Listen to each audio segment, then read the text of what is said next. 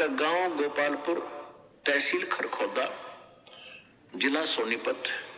गांव गोपालपुर में एक आश्रम है छोटा सा, उस पे लिखा हुआ है पंडित चिदानंद आश्रम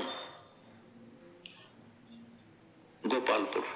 दास उसको देख कर आया है। तो कहने का भाव यह है कि हमारे दादा गुरुजी जाट होते हुए पंडित कहलाए और मेरे पूज्य गुरुदेव जी ब्राह्मण होते हुए वो ब्राह्मण नहीं, एक संत कहलाए, स्वामी संत। तो ये जाति कर्म से है, अपनी जन्म जात से नहीं होती। जैसे आज कोई भी लड़का, जैसे हमने देखा एक जाट और जहां दास सर्विस करता था नहर विभाग में, वहां चिनाई का काम करता था, राज मिस्त्री कहलाता था, राज मिस्त्री। और गांव में भी उसने राज मिस्त्री कहते थे, जाट होते हुए।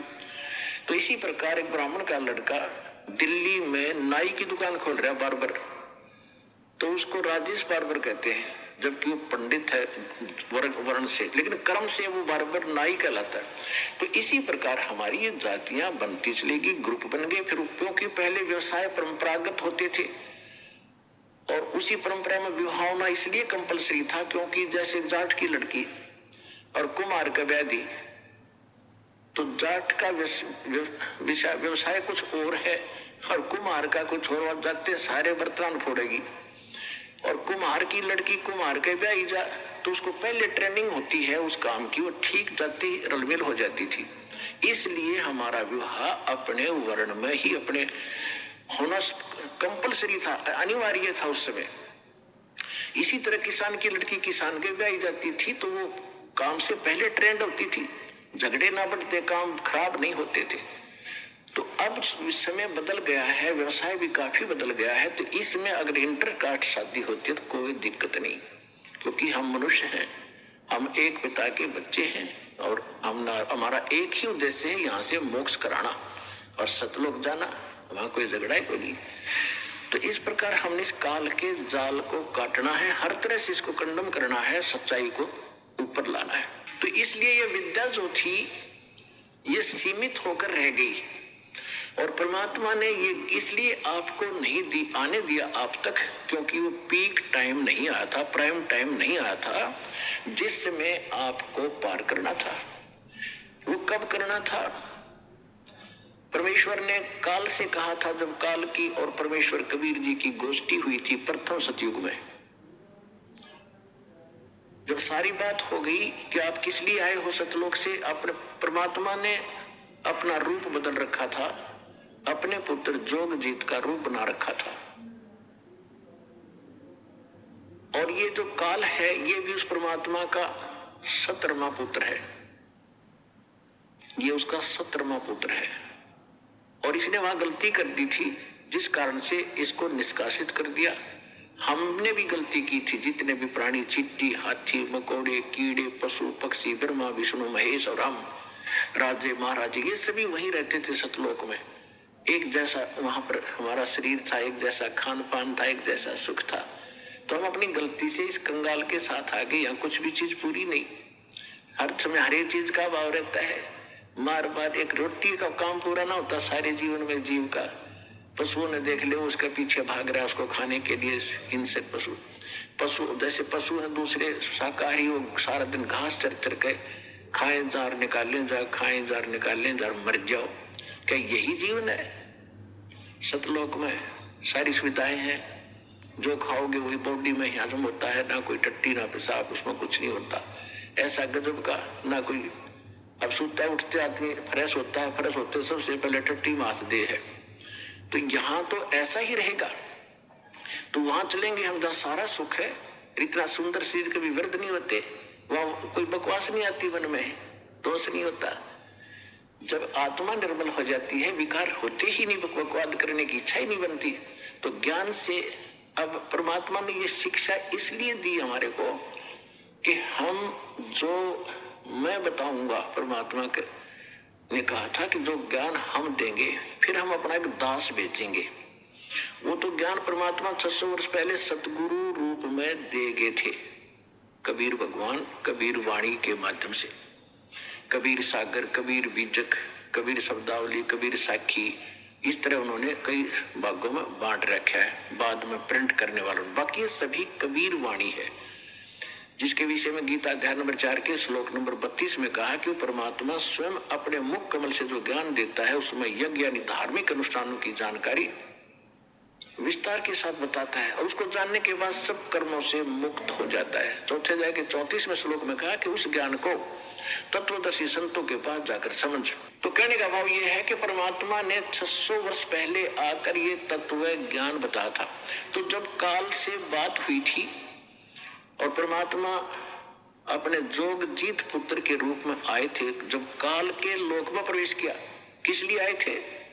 कि हमें दुखी देखा कि ये मेरे बच्चे वहां कितने सुखी थे, कोई दुख नहीं था, कोई मृत्यु नहीं, कोई कैंसर नहीं, कोई कोढ़ नहीं, कोई बीपी हाई ना लो होता था, ना कोई शुगर बीमारी थी, और ना इनको खाने का अभाव था, मजदूर बने फिरते हैं।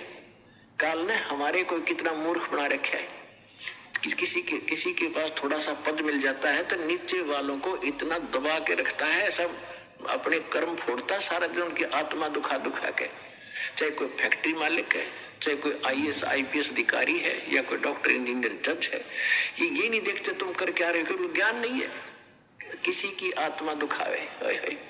उसका ये परमात्मा के बच्चे हैं। आप कहते हैं जो तगड़ा व्यक्ति और निर्बल को सताता है उसकी आत्मा रोती है।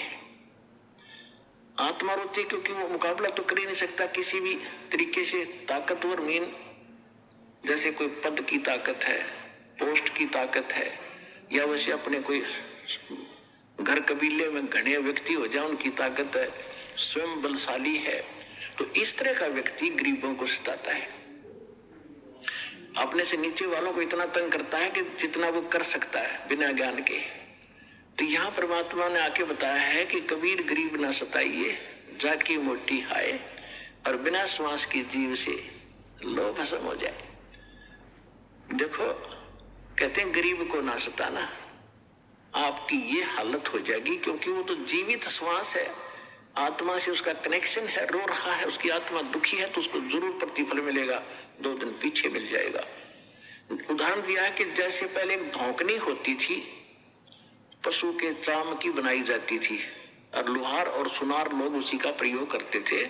उसमें ऐसे एक हंडल सा लगा लेते थे, उसको पकड़ के ऐसे करते थे, आगे उसका एक छोटा सा सुराख होता था उस चमड़े में, और वहीं से वो हवा लेती थी और फिर ऐसे छोड़ते थे, वो हवा फूंक मारती थी अग्नि में, ऐरण में, जहां पर लोहे को गर्म किया जाता था, पिघलाया जाता था। तो परमात्मा कहते हैं कि वो बिना जीव की श्वास यानी मरे हुए जीव पशु की खाल की श्वास ने लोह को भस्म कर दिया, और ये तो जीवित सांस है, आहे जो आए है। कहते ये गरीब ने ना सताइए, जाकी मोटी हाय, और बिना जीव की श्वास से लो भस्म हो जाए। अब तुम तो जीवित श्वास को दुखी करे, तुम्हारा क्या हाल हो जाएगा। तो इस काल ने हमें न्यों भी आप एक दूसरे के साथ अपने कर्म बिगाड़ने के लिए सिस्टम पूरा फिट कर रखा है कि इनकी बिरानबाटी कर दूं, और फिर ये अपने वो एक दूसरे का किया कर्म यहाँ भोगते रहे और आजीवन दुख पाते रहे। और परमात्मा इसलिए आते हैं कि ये बुरा करते हैं अनजाने में, आज किसी की चोरी की, निंदा की, उसका अगले जन्म में फिर देना पड़ता है। कोई दामाद बनकर लेगा, बेटी भी लेगा, धन भी लेगा, और फिर मर जाएगा और बेटी विधवा होगी, फिर उसके पालन पोषण में बच्चों के लगा रहेगा वो मूर्ख। तो ये तो यहाँ का की व्यवस्था है, इसको समझना पड़ेगा। और उसी को समझाने के लिए भगवान आए कि मेरे बच्चे देख कितने दुखी हो गए, इनको वहां कोई अभाव नहीं था, देख किसी अक्ल मारी गई इनकी। तो जिस माता पिता के बालक बिगड़ जा किसी कारण से भी, उसको चैन नहीं पड़ता जब तक उसकी पार बसाओगे। नो सोचेगा ये कभी सुधरे और वापस आ जा, और फिर मैं सीने से लगा लूं, इनको सारी संपत्ति दे दूं, मैंने क्या करना है। तो वो हमारा पिता है, हम गलत आदमी इस काल के आगे फंस गए। ये गंदा आदमी है, ये सत्य कति झूठा कपटी हर तरह से हमें मूर्ख बनाकर यहाँ पर फांस रहा है। इसको श्राप लगा 1 लाख मनुष्य शरीरधारी प्राणियों का आहार करने का, इसलिए हमें पाल रहा है, अपने स्वार्थ से सारी बुराइयां करवाता है। आप देखते हो बीड़ी, शराब, तंबाकू, फीम, सुल्फा, भुक्की, ये खाने की चीज है। मांस ये खिलाता है ताकि इसका टेस्ट बने। हम सूक्ष्म स्थूल शरीर से जो खाते हैं, एक अंदर शरीर है सूक्ष्म, उसके अंदर ये सारी वासना डिपॉजिट हो जाती है, इसमें समा जाती है। कुछ अधिक आहार तो लग जाता है शरीर के पोषण में, स्थूल के शेष जो वासना है उसका टेस्ट होता है, वो अंदर जाता समाता है जीव के माध्यम से, और फिर इनको ये कवर तो ऊपर रह जाता है, यही छोड़ जाते हैं। सूक्ष्म शरीर जब जाता है मनुष्य का एजडित रहता है, जब तक दूसरे प्राणी में नहीं जाता, ये सूक्ष्म शरीर एजडित होगा। तो ये तो ऐसा है जैसे सर्प कांचली छोड़ जाता है और सर्प अलग होता है। तो हम तो उस कांचली की क्रियाक्रम में लगे रहते हैं। यहाँ पर कभी गंगा ठा के ले जाएंगे, कभी कितब कर्म कराएंगे, वो सांप तो जा चुका है, वो तो है नहीं इसमें। तो उस जीव को फिर तपतशिला पर डालता है, वहां उनको बुरी तरह तड़फाता है, क्योंकि जिसने ज्यादा हुक्का पी रखा है, जिसने ज्यादा शराब पी रखी है, मांस खा रखा है और ज्यादा भूखी पी रखी है, कोई नशीली वस्तु है, कि वो टेस्ट है उसका, उस काल का, मन का, ये मन उसका एजेंट है। तो उनको ज्यादा समय तक उस तपतशिला पर जलना पड़ता है, वहां चटक मटक होते, हाहाकार मचती है। जिन्होंने थोड़ा ये बकवाद कर रखी होती है, वो थोड़े समय तक तपतशिला पर रहता है। तपत की टुकड़ी एक तवी है, तवा समझ लो, बड़ी तई होती है, बड़ी बड़ी रोटी बनाने की, इन पर रखते हैं भट्टियों पर, इस तरह की बहुत बड़ी है पत्थर की, और उसमें अपने आप गर्म होती है, उसके फारेनहाइट का भी अंदाजा नहीं कितनी गर्म है। और जिन्होंने ज्यादा यह मांस, शराब, तंबाकू प्रयोग कर रखा है और वासनाएं की है, तो वो ज्यादा समय तक दुखी रहते हैं, बहुत समय तक। उनको बहुत समय में ज्यादा माल होता है, उनमें तो देर से निकलेगा सारा। और जिन्हें कम कर रखे हो जल्दी फारिग होकर गधे कुत्ते बनोगे, फिर जाना कहीं नहीं, रहना यहीं पर है। तो जहां पर ये तपतशिला पर जीव भूनने जा रहे थे, परमात्मा वहां आकर खड़े हुए, अपने पुत्र जोगजीत का रूप बना के। उधर से काल ने पहले तो उन बच्चों को समझाया जो वहां दुखी हो रहे थे, वो पूछ रहे कि हे परमात्मा, परमात्मा के वहां पहुंचते ही कबीर भगवान के, उनकी सबकी जलन बंद होगी। वो भट्टी न्योकी नो जल रही है, तई तो न्योकी नो गर्म ऐसे ही, और उनका कोई आंच नहीं, जैसे प्रहलाद भगत के आंच नहीं लगी। भगवान की कृपा से एक बिल्ली के बच्चे, एक कुम्हार ने आवा लगाया था। आवा लगाते थे मटके पकाने के लिए। कच्चे मटके में बिल्ली की आदत होती है कहीं से बच्चे उठाए कहीं रखती है, उसने रातों रात मटके में बच्चे रख दिए। कुमार ने वक्त से आकर वो घड़ा नीचे दाब दिया, पहुंच गया, जावी ठाठा धर दिया फटाफट जल्दी में, और अगले दिन उस दिन आग लगा दी उसमें। फिर वो बिल्ली आई घूम फिर के आहार करके, तो उसके चारों तरफ रोए, हाहाकार मचा रखा, बच्चे म्याऊ म्याऊ करे। तो कुमारी बड़ी दयालु थी, भक्त सी भगवान की, पूर्व जन्म की, वो संस्कार देखो कैसे बिगड़ते हैं और कैसे बनते हैं। तो उस कुमारी को पता लग गया कि ये तो बिल्ली के बच्चे इसकी मटके में रह गए और अब हमारे वश से बाहर की बात हो गई। और अब माँ को पता होता है बच्चों का कितना दुख है, वो भी माँ थी और बिल्ली भी माँ थी। तो उस कुमारी ने मालिक से अर्ज लगाई, हे परमात्मा, हम पे पाप बनेगा, गलती बन गई, हे दाता इसके बच्चे बचे। उधर से वो बिल्ली भी पुकार रही थी। तो मालिक ने क्या किया, देखो पूर्व जन्म के दास जो आपको कह रहा है, ये काल कैसे बर्बाद कराता रहा, क्योंकि ऐसी परिस्थितियां पैदा कर देता है कि हम अपनी पूंजी को नाश करते ही रहे। अब देखो आपने पुणात्मा, ये तत्व ज्ञान है, ये रामकृष्ण की स्टोरी तक कोई सुना देगा, खड़ा होगा, कितने भी सुन लियो तुम, 5-4 संस्कृत श्लोक बोल देगा, तुमने राजी कर देगा, दक्षिणा लेगा, ये होता ही रहा अभी तक। ये तत्व ज्ञान है जिसका सब तरह का निष्कर्ष निकलेगा। अब प्रश्न चल रहा है कि तुम्हारी चोरी हो रही है, तुम यहाँ पूंजी कभी इकट्ठी करते हो, फिर चोर कैसे कैसे तुम्हें लूटते हैं ठग। अब जैसे एक टटीरी थी, महाभारत में प्रकरण आता है, ये सत्य कथाएं हैं। आज तो वैज्ञानिक पाक के इनमें ना समझ माती ना हो, बाकी सच्चाई मिटा नहीं करती किसी के ना मानने से।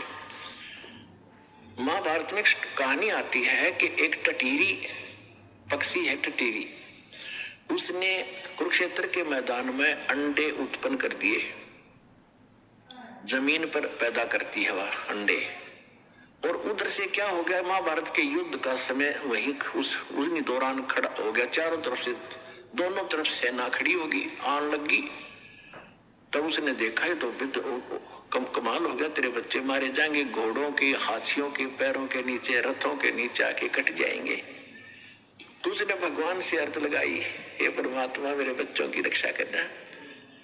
अब देखो दास तो आपको बार बार बताता है। तो उसी समय परमात्मा ने उसकी अर्ज सुनी। ऊपर से इंद्र के हाथी का एक घंटाड़ा टूटा, 88,000 मन का था। 88,000 मन, एक मन 40 किलो का होता है। 88,000 को गुणा करके देख लियो कितने क्विंटल बनेंगे 40 से। तो वो आके गिर गया, इतना भारा। अब उस महाभारत के युद्ध में किसने फुर्सत थी, किसने देखा, किसने देखा। महाभारत हो गया, 18 करोड़ आदमी इकट्ठ के मर गए, और वो अंडा के आंच भी ना लगी, वो नो के नो बच्चे बन गए, वो नो के नो अंडे सुरक्षित पाए। फिर बाद में देखा भाई यूं क्या है ना, ठावत है, वो सब ने लाग लू को गिरा टेढ़ा, तो बच्चे पाए नो के नो, और टटीरी वहां आकर बैठ गई। तो कहने का भाव ये पुणात्मा, टटीरी ना तो राम की करती थी, ना श्री कृष्ण न जाने थी, ना कोई विष्णु उस समय जानती थी, किसी को नहीं जानती थी। इसी तरह ना बिल्ली जानती थी किसने पुकारूं, आत्मा रोए थी। उस समय परमात्मा, आत्मा परमात्मा को याद करती है, चाहे पशु की चाहे पक्षी की। और उनकी सुनाई कैसे होती है, अगर उनके पूर्व जन्म के कोई पुण्य उनके साथ थे तो वहां बचाव होता है। जैसे दास पहले श्री राम का, श्री कृष्ण जी का, विष्णु जी का पुजारी था, हनुमान जी का पुजारी था, और घर में जो भी सुख हो रहे थे, सुख हम पहला सुख मानते थे, संता ब्याह हो गया, विवाह के बाद बेटा बेटी हो गए, क्या बात हुई, और सोचते थे मेरे भगवान ने दे दिया, श्री राम ने दे दिया, कृष्ण ने, दूसरा भी सामना आ जाता उससे का शुक्रिया कर देते थे। ध्यान में आते ही अगा हनुमान जी ने दया कर दी, बाबा श्याम जी ने दया कर दी। अब दया, अब पता चला, सूक्ष्म ज्ञान की रोशनी से पता चला कि ये तो हमारा पूर्व जन्म का संस्कार ही हमें मिल रहा था। जैसे पास हो गए बच्चे, इसी में खुशी मनाते हैं बच्चे को, तो वही बड़ी भारी बात होती है और बड़ा हर्ष का काम होता है कि पास हो गया, हो फिर नौकरी मिल गई, कहना है क्या, अच्छी सर्विस मिल गई। तो ये सब हम अपने इन भगवानों को देते थे, जिनकी हम पूजा करते थे, श्रेय उनको देते थे, क्रेडिट। अब पता चला ये तो कुछ कर ही नहीं सकते थे, वो तो कबीर परमात्मा ही पिछले जन्म के संस्कारों से ही आपकी मदद करता आ रहा था, चाहे कोई पशु है चाहे कोई पक्षी। तो इस प्रकार हमने इस ज्ञान को समझना है। परमात्मा सत्संग के अंदर हर पहलू पर विचार प्रकाश डाला जाता है, ताकि आप अच्छी तरह दृढ़ हो इस ज्ञान पर। ये एक ऐसा सामूहिक सत्संग स्थल है, ऐसा शिक्षा स्थल है जिसमें प्रथम कक्षा के बच्चे भी आते हैं। यही पढ़ाई जाती है इकट्ठा ही बैठा के। और इसमें दूसरी कक्षा के, यानी तो दूसरी बार हाजिरी लगवाने आए हैं, प्रथम कक्षा के तो इसमें पहला नाम प्राप्त है, दूसरी के जिनको सतनाम प्राप्त है, और फाइनल वाले भी हैं जिनको सार नाम प्राप्त है। तो सबको ही ज्ञान दिया जाता है, और इस ज्ञान की रह रहकर सबको आवश्यकता होती है। सार नाम प्राप्त करके इंसान कोई खुदा नहीं बन जाता या मुक्त नहीं हो गया वो, यदि उसकी वो इस ज्ञान को आधार बनाकर अपना जीवन नहीं जीवेगा तो कभी भी फेल हो जाएगा, यहीं फिर काल का फंस जाएगा। इसी तरह कमाई तो उसकी नो की नो बच जाएगी, जो कमाई कर ली, लेकिन यहीं रहेगा तो फिर उसको इसी तरह कभी ब्रह्मा बनाएगा, कभी विष्णु, कभी शिव बनाएगा, फिर देवता बनाएगा, फिर बिल्ली बनाएगा। वो पूंजी तो इस समय की होगी आपके पास, और वहां आपको ठगा जाएगा। एक दूसरे को दुआ, बच्चों के लिए ही भिक्षा, भीख मांग मांग कर, दुआएं दे देकर। ये देखिए बुढ़ा बुढ़िया, पुराने समय में बुढ़िया क्या करती थी, कोई बहू आती थी, कोई बड्डी शानी उससे के पैर दबाया करती थी बड्डी के, और वो आशीर्वाद देती थी, हे बेटी तो तुत्ता फड़ियो, दूधा नहाइयो, और तेरा तो बूढ़ सुहागन हो, बूढ़ सुहागन माने बुढ़ापे तक नाम रहे तेरा पति, ये आशीर्वाद देती थी। तो वो जितनी थोड़ी बहुत पूंजी उन्हें बची थी वह बहुत दे दी। हाँ, बहू फिर आगे दे देगी तो अपनी बहू बात ही, अंत में कोई से पीछे कोई पल्ले कुछ नहीं रहा। अब हम ऐसी गलती नहीं करेंगे, किसी को दुआ नहीं देना, किसी को आशीर्वाद देकर अपनी चोरी मत करवाना, ठगवाना मत। अपने बच्चों को भगवान से जोड़ दो। अब बेटा आप भी कमाई करो, तुम भी मजदूरी करो भगवान की, या आप पे सुखी रखेंगे, सारा धन इनके पास भी हो जाएगा। ऐसी गलती नहीं करना तो आपको हर पहलू पर सतर्क किया जाता है। और हमने देखा पहले तो बुढ़िया अपनी बहू अपनी सासू के पैर दबा रही, एक फार्मोटी कराती 5-2-4 मिनट, और वह नरिये तो आशीर्वाद दे देती बिना गिनती के। और फिर सासू बहू का हो गया झगड़ा, और फिर नौकरा तेरे भाई मरियो, तेरे भतीजे मरियो, तेरा नाश होइयो। वह बुढ़िया फिर दूसरे बैंड पकड़गी, दूसरा स्टेशन पकड़गी।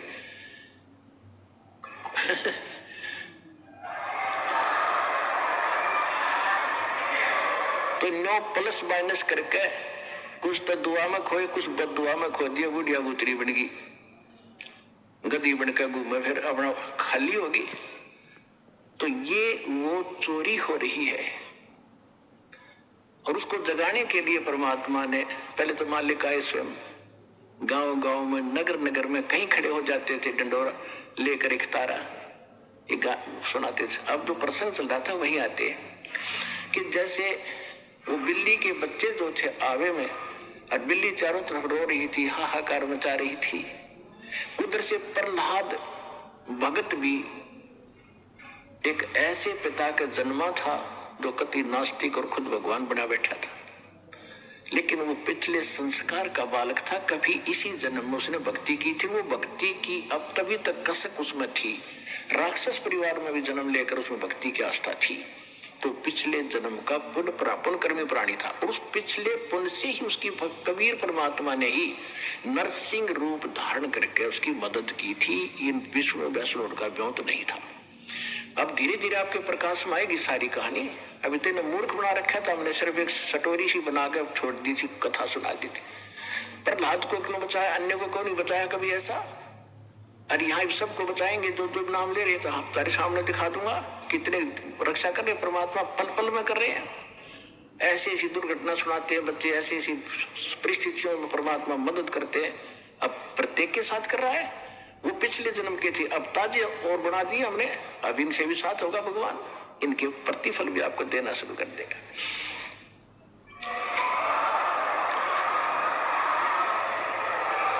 तो प्रहलाद कच्चा पक्का था। प्रहलाद के पिता ने बचपन से तो भगवान की भक्ति करता था, लेकिन विष्णु का पुष्प जैसे भी सुना ज्ञान किसी ऋषि से, नारद जी ने उसको गर्भ में शिक्षा दे दी थी, जो वो गर्भ में था मां के। उसके आधार से वो विष्णु जी का पुजारी बन गया। और विष्णु का दुश्मन हिरण्यकशिपु उसका पिता, उसने ब्रह्मा की भक्ति करके शक्ति प्राप्त कर ली, थोड़ी बहुत सिद्धि शादी उस हृदय की गांठ से पंसारी बन गया कि मैं ही खुदा हूं, सुबह मरू ना शाम मरू, आशीर्वाद ले लिया, पशु से मरू ना पक्षी से मरू, अमर मान लिया अपने आप को। इस कारण से उसने अपने बेटे से कह दिया कि विष्णु का नाम नहीं लेगा, भगवान की भक्ति नहीं करेगा। अब वो कुछ उसको क्या किया कि एक सांडा और मुर्का नाम के 2 भाई थे ब्राह्मण, वो आचार्य थे, गुरु थे, जो उस प्रहलाद को और वहां के अन्य ब्राह्मणों के बच्चों को पढ़ा करते। ये खुद भी ब्राह्मण था, हिरण्यकशिपु। तो प्रहलाद को उनके पास भेजा कि तुम इनको पढ़ाओ और मेरे को भगवान इसके अंदर दचाओ। तो उस समय प्रहलाद कच्चा पक्का सा हो रहा था कि भी हो सकता, ये भी हो सकता। रोज देखो, एक झूठ ने 100 बार सुन ले तो वह सच्ची सी बन जाती है। इसी स्थिति में परमात्मा ने उसको फिर दृढ़ करना था। वो बिल्ली रो रही थी और कुमारी भी रो रही थी, और प्रहलाद उसी रास्ते से अपने गुरु उस पाठशाला में जा रहा था, सांडा मुर्का वाली पाठशाला में। जब वह माई रो रही थी, बिल्ली का तो उसने नहीं ध्यान दिया क्यों रो रही है, उस कुमारी से पूछा कि माई क्यों रो रही हो आप, बताओ। उसको पता था राजा का लड़का है। बताऊंगी कि महाराज मेरे से गलती बन गई और इस बिल्ली के बच्चे अंधेरे में और किसी मटके में चले गए कच्चे में, अब इसमें आग भयंकर लग गई है, आग चल पड़ी है। पहले कहते हैं ये जो आवा था 1 महीने में पका करता था, और फिर क्या हुआ तो उसने बताया कि 1 महीने तक कभी वो छेड़ नहीं सकता, इतनी अग्नि होती है इसमें। तो माई ने, उस प्रहलाद ने पूछा फिर आप कैसे रक्षा करोगे कि भगवान करेगा, अब मनुष्य नहीं कर सकता, अब जीव नहीं रक्षा कर सकता, अब तो राजा भी नहीं कर सकता। राजा मान ले सैनिकों को बुलाकर मटके तो बुझा सके, मटके निकाल सके, लेकिन वो तो मर लेंगे, इतने एक का जल में मर जाएंगे वो बेचारे, तो भगवान ही बचा सकता है।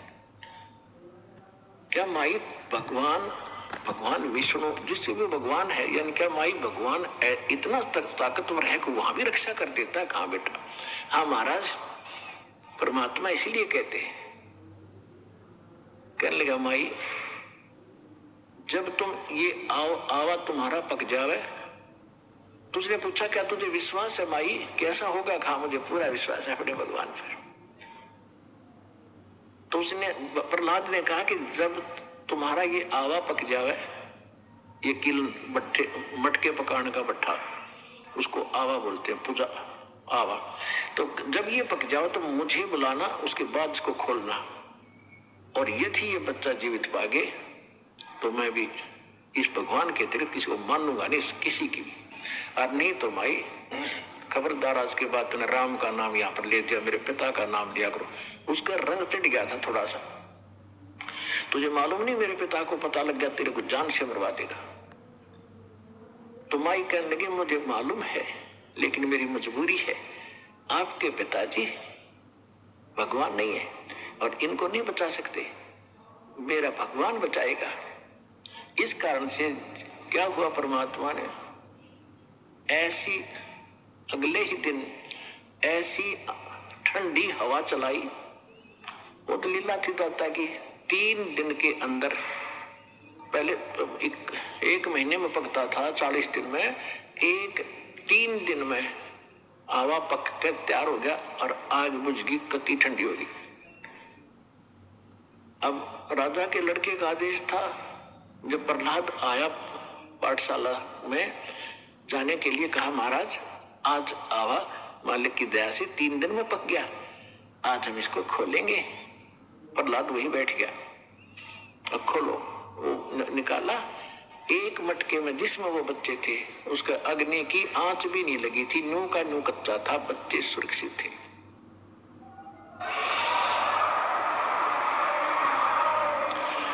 तो उस दिन से प्रहलाद को दृढ़ विश्वास हो गया कि सचमुच भगवान ही कर सकता था, मेरा पिता यहाँ कोई का कोई रोल नहीं था, जो बेशक राजा है और बेशक ये भगवान कहता था। तो उसके बाद सांडा मुर्का को भी उसने कह दिया था कि गुरुदेव आप गलत गाइड कर रहे हो, मेरा पिता भगवान नहीं है, भगवान तो भगवान ही होता है, मैं उसी की भक्ति करूंगा। उसके बाद फिर पिता पुत्र की ठनगी थी, है पावेगा अपना किया रे, भोगेगा अपना किया रे मन तू, पावेगा अपना किया रे, भोगेगा अपना किया रे। प्रहलाद पैज परवान करी है, धर नरसिंह अवतारे। प्रहलाद पैज परवान करी थी, धर नरसिंह अवतारे। दीन दयाल दया कर उतरे, एरना कुछ उदर वेदारे, मन तू पावेगा अपना किया रे, भोगेगा अपना किया रे। गरीबदास साहब जी को परमात्मा कबीर जी मिले थे, गांव छुड़ानी, जिला झज्जर, हरियाणा में। ये किसान थे, जाट थे, खेतों में बहुत बड़े लैंड लॉर्ड थे, 1500-1600 एकड़ जमीन थी, और वहां अपने खेतों में पाली गए हुए थे, गौवें चरा रहे थे। वहां सतलोक से परमात्मा अपने विधान अनुसार कबीर जी जिंदा महात्मा के रूप में आके उतरे थे। वहां एक कुंवारी गायों का दूध पिया था दाता ने, कबीर भगवान ने अपने आशीर्वाद से कुंवारी गाय ने दूध दिया बछिया ने, और वो पिया था, वहां का दूध नहीं पिया था। फिर गरीबदास जी को प्रथम मंत्र देकर सतलोक लेकर गए थे। सारा कुछ दिखा के गरीबदास जी को वापस छोड़ा था, पूरे ज्ञान योग से परिपूर्ण कर दिया था। तब उसने कहा था कि प्रहलाद पैज परवान करी। प्रहलाद ने तो दृढ़ता कर ली थी, प्रतिज्ञा कर ली थी कि मैं भगवान की भक्ति करूंगा, हिरण्यकशिपु की नहीं करूंगा। बाप तो है लेकिन भगवान नहीं है। कहते उसकी जो पैज थी, प्रतिज्ञा थी, उसको परवान करना यानी उसको सिरे चढ़ाया, उसकी रक्षा की, उसको सफल बनाया। और दीन दयाल कबीर भगवान दया कर उतरे, वहां से अवतरित हुए ऊपर सतलोक से, और हिरण्यकशिपु उधर विदारे। हिरण्यकशिपु का पेट फाड़ के आंत काट दी बाहर, नरसिंह रूप बना के। अपनात्मा ये है तत्व ज्ञान। अब धीरे धीरे आपके कत्ती देखो, वो जूठा फेट हो रहा था, वो तो नकली पेंट था, अब ये रेग मार लगा रहा दास साथ में, और ये असली पेंट ही वो होगा अपने, और ये कभी नहीं उतरेगा। ये फेड भी ना होता फिर सदा एक सा ही रहेगा।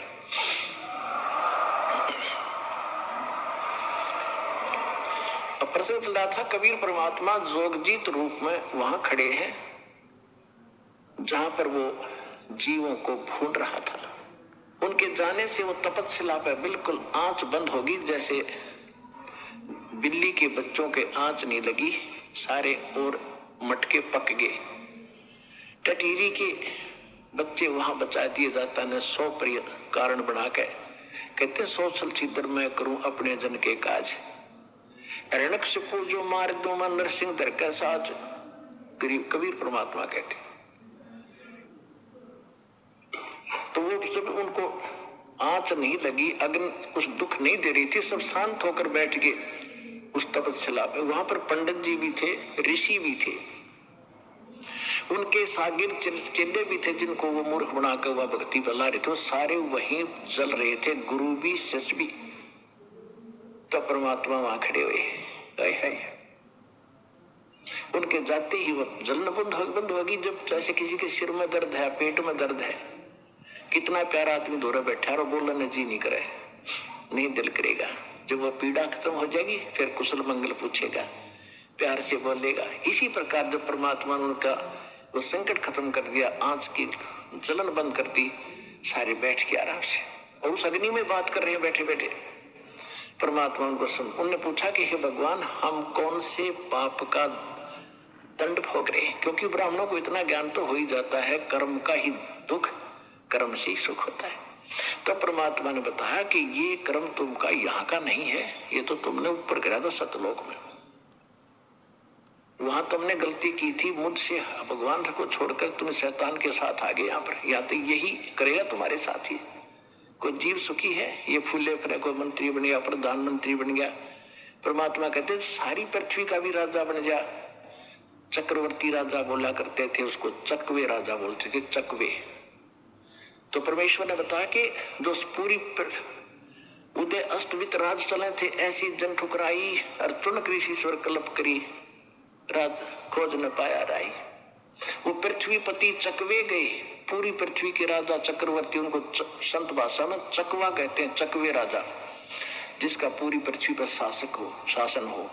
पृथ्वीपति चकवे गए, जिनके चक्र चलंत, रावण श्री खे कौन गण, ऐसे गए अनंत। फिर क्या बताया कि चकवे हो गए चूहा। वो जो चक्रवर्ती राजा थे फिर बाद में चूहे बन गए मृत्यु के बाद, और फिर उन्हें बिल खुद पंजों से बिल खोद कर रह रहा हो प्राणी, चाट ले उस चक्रवर्ती राजा की उस पोस्ट को। तो यहाँ परमात्मा ज्ञान दे रहे थे कि तुमने जो गलती की थी वहां पर सतलोक में इस शैतान के साथ आगे, तुम यहाँ नीचे जाकर तो फूल जाते हो, किसी की नहीं सुनते हो। फिर परमात्मा ने सारी सृष्टि रचना सुनाई, तुम ऐसे मर रहे हो, अब कौन है तुम्हारे साथ? वो माया जोड़ कर रखा है, तो लड़ने बेटे बाप के मरते ही अंतिम संस्कार कराना और बांटने लग जाएंगे, यू मेरा यू मेरा यू मेरा। कोई शराब पीकर खो रहा है, कोई किसी तरह बर्बाद कर रहा है, तो उसने बताया कि तुम जो जोड़ का आए थे वो देखो, वो तो गया, तुम्हारे पास है नहीं। अब तुम्हारे पास क्या है? तुमने भक्ति की, दो लोगों को ठगा, भक्ति गलत करी और इनको ठग के पाप के भागी बने। अब आगे क्या होगा दिखाऊं तुम्हारे को। पंडित जी तू गधा बनेगा, ऋषि जी तू कुत्ता बनेगा। परमात्मा ने बताया है कि स्वर नर मुनिजन 33 करोड़ी, ये सभी बंधे काल की डोरी। काल की डोरी माने काल के विधान में ही है ये सारे। सुर देवता, मुनिजन 88,000 ऋषि, 33 करोड़ देवता, ये सभी काल की डोरी से बंधे हैं, इनकी मुक्ति नहीं है। ये भी ऐसे जन्म मरण के अंदर। तब उस परमात्मा ने सारी कहानी बताई। तो फिर वो रो रहे हैं, वो ब्राह्मण भी और उनके पुजारी, वो यजमान भी साथ से दुखी। वहां पर 1 लाख थोड़े हो क्या, पूरा टोल बैठा था, रिश्तेदार भी वहीं पर, राजा भी वहीं पर, राजा भी मरा हुआ होता, वो कुछ अमर है सारे, वो सब रो रहे हैं। राजा से पूछ रहा परमात्मा, कहाँ गया तेरा वो साजबाज, कहाँ तेरी वो सेना? अब तेरा जूते मारेंगे गिर के यहाँ पर, ये यम के दूत दे वो खड़े सामने, अब ले जाए पकड़ के तुम्हें, इस पर तो लो फारे को तुम एक बार। फिर सभी रो रहे हैं, चिल्ला रहे हैं कि परमात्मा हमें बचा दो, हमारे मोक्ष करा दो। परमात्मा बोले कि जब तुम जाए धरो जग नर देहा, जब तुम संसार में जाकर मनुष्य जीवन प्राप्त करो, तब तुम करना मम सत शब्द स्नेहा, तब तुम मेरे इस सच्चे ज्ञान को पर विश्वास करना, प्रेम करना, जो मैं आज बता रहा हूं। फिर मैं वहां नीचे जाके ज्ञान देऊंगा, लेकिन तुम सुनते नहीं हो। तब उन्होंने कहा कि हे भगवान, अब जीव कहे सुनो पुरुष पुराना। अब पता लग गया कि ये वास्तव भगवान ये है। पुराण, पुरुष पुराण माने सनातन परमात्मा, पुरुष माने परमात्मा, पुराना माने सबसे आदि का। जीव कहे सुन पुरुष पुराना, देह धर विसरो नहीं ज्ञाना। हम फिर मनुष्य जीवन पाओगे तो ज्ञान में भूलेंगे नहीं। युग काल सबसे पहले यही बुलाता है, या माँ के गर्भ से आते पता ही नहीं मैं कौन था, कहां से आ गया। तो वो काम भी भगवान ने आके करना पड़ता। तू कौन है, कहां से आया था, तू यहाँ क्यों दुख पा रहा है, तू यहाँ का वासी नहीं है, तेरा लोक कोई और है जहाँ कभी मृत्यु नहीं, जन्म नहीं होता था, कहीं रोग नहीं था, कोई विछोड़ नहीं था। आज कितना सुंदर परिवार तुम्हारा।